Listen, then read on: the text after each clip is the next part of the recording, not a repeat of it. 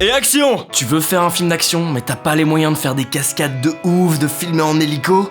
Alors fais comme tout le monde, fais du shaky cam. Le shaky quoi? Tu veux que je te montre vraiment ce que c'est le shaky cam? C'est ça le shaky cam, c'est ça. Quelques conseils pour faire un bon shaky cam.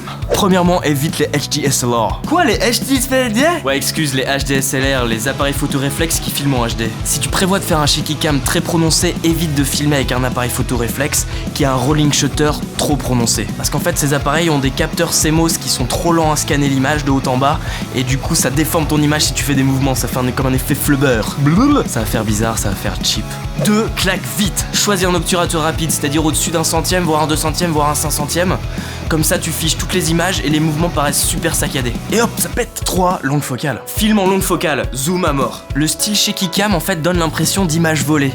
Comme si t'étais un journaliste qui était à 500 mètres de l'action et qui devait filmer ça de loin en zoomant très fort et qui galère à les filmer parce qu'il bouge trop vite. Ah, je galère à filmer, il bouge trop vite. Tu vois, ça donne un côté réaliste. Du coup, la caméra devient en quelque sorte un personnage. On doit limite sentir le mec derrière sa caméra, quoi. Limite, si tu fais passer des doigts devant l'écran, c'est cool. Tu peux d'ailleurs, pour renforcer cette idée de voyeurisme, utiliser des amorces, c'est-à-dire des objets flous au premier plan qui vont venir cacher un peu l'image. Ça peut aussi cacher les cascades si elles sont toutes pourries. 4. Bah bouge.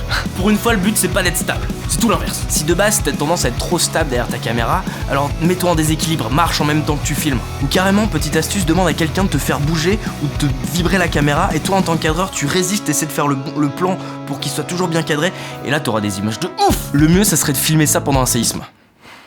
Bon, y a pas des séismes tous les jours, du coup ce serait... Il faut pas qu'on pense que tu galères à cadrer, il faut qu'on pense que t'essaies de bien cadrer mais que t'es contraint par des forces extérieures.